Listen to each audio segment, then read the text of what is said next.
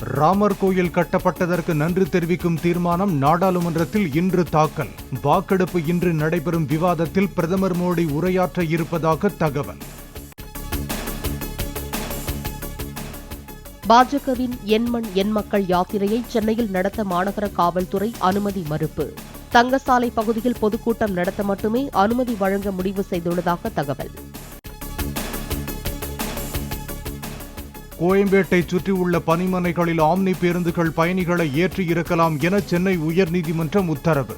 போரூர் சூரப்பட்ட சுங்கச்சாவடிகளிலும் பயணிகளை ஏற்றிக் கொள்ளலாம் என ஆம்னி பேருந்து உரிமையாளர்களின் கோரிக்கையை ஏற்று ஆணை.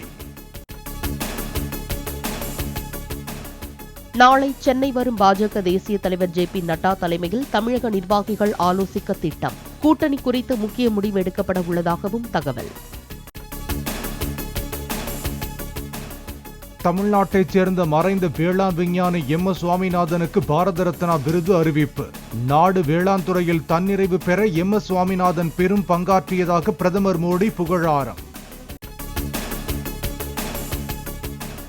பாரத ரத்னா விருது அறிவித்த மத்திய அரசுக்கும் பிரதமர் மோடிக்கும் நன்றி தெரிவித்த எம்.எஸ். சுவாமிநாதன் குடும்பத்தினர், உணவு பாதுகாப்பு பிரச்சினையை தீர்க்க வாழ்நாள் முழுவதும் அவர் ஆற்றிய பணிக்கு பெரிய அங்கீகாரம் இது என எம்.எஸ். சுவாமிநாதன் மகள் சௌமியா பெருமிதம்.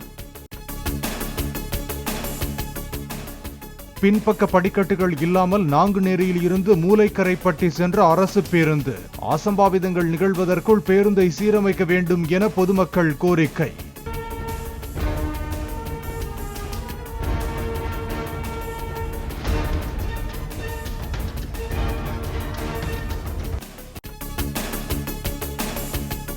பலவீனமாக இருந்த பொருளாதாரத்தை கடும் சவால்களுக்கு இடையே பாஜக அரசு போராடி மீட்டுள்ளது.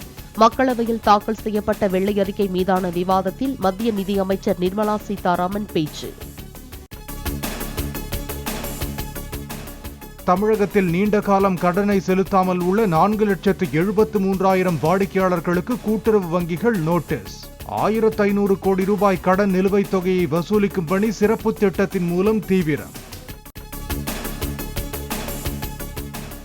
முதல் தலைமுறை பட்டதாரிகள் அனைவரும் நல்ல வேலைக்கு செல்ல வேண்டும் என்பதே திராவிட மாடல் அரசின் நோக்கம்.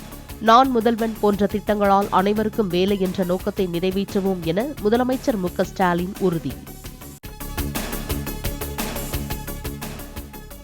எம்ஜிஆர் குறித்து திமுக எம்பி ஆர். ராசா தெரிவித்த கருத்திற்கு கண்டனம் தெரிவித்து திருப்பூர் அவிநாசியில் அதிமுக சார்பில் கண்டன ஆர்ப்பாட்டம். கட்சி பொதுச் செயலாளர் எடப்பாடி பழனிசாமி தலைமையில் நடைபெற்ற ஆர்ப்பாட்டத்தில் ஏராளமான தொண்டர்கள் பங்கேற்பு. உதயநிதியை புரோமோட் செய்வதையே இலக்காக கொண்டு இளைஞர் நலத்துறை செயல்படுவதாக பாஜக மாநில தலைவர் அண்ணாமலை குற்றச்சாட்டு. இளைஞர்கள் மீது அக்கறை இல்லாத திமுக அரசு அவர்களை மது அருந்தும் வாடிக்கையாளர்களாக மட்டுமே கருதுவதாகவும் விமர்சனம். தமிழக பாஜகவின் தேர்தல் அறிக்கை தயாரிப்பு குழு இன்று முதல் தமிழ்நாடு முழுவதும் சுற்றுப்பயணம். அனைத்து தரப்பு மக்களையும் சந்தித்து கருத்து கேட்க திட்டம். சென்னையில் பள்ளிகளுக்கு வெடிகுண்டு மிரட்டல் விடுக்கப்பட்டது தொடர்பான வழக்கு விசாரணை மத்திய குற்றப்பிரிவுக்கு மாற்றம். 13 பள்ளிகள் சார்பில் அளிக்கப்பட்ட புகார்களில் தனித்தனியாக வழக்கு பதியப்பட்ட நிலையில் காவல்துறை நடவடிக்கை.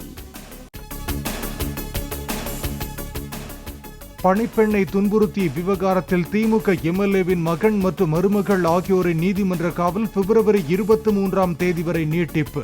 சென்னை முதன்மை அமர்வு நீதிமன்ற நீதிபதி அல்லி உத்தரவு.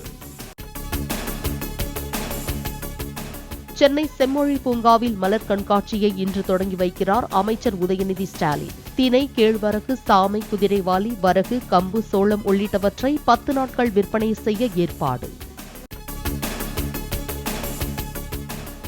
தமிழகத்தில் 1768 இடைநிலை ஆசிரியர் பணியிடங்களை நிரப்ப 14ஆம் தேதி முதல் ஆன்லைன் மூலம் விண்ணப்பிக்கலாம். எழுத்துத் தேர்வு ஜூன் 23ஆம் தேதி நடைபெறும் என ஆசிரியர் தேர்வு வாரியம் அறிவிப்பு. பழனி அருள்மிகு தண்டாயுதபாணி கோயில் மூலம் காலாவதியான பிரசாதங்கள் விற்பனை செய்யப்படவில்லை என கோயில் நிர்வாகம் விளக்கம். கோயிலின் நற்பெயருக்கு களங்கம் ஏற்படுத்தும் உள்நோக்கத்துடன் தகவல் பரப்பப்படுவதாக கருத்து. மாசி மாத பூஜைக்காக சபரிமலையில் வரும் 13ஆம் தேதி நடை திறப்பு. ஆன்லைன் முன்பதிவு, உடனடி முன்பதிவு அடிப்படையில் பக்தர்கள் தரிசனத்திற்கு அனுமதி. உத்தரகாண்டின் ஹால்த்வானி பகுதியில் ஊரடங்கு நீட்டிப்பு, இணையதள சேவை முடக்கம். வன்முறை சம்பவங்களில் பலியானோர் எண்ணிக்கை 6ஆக உயர்வு.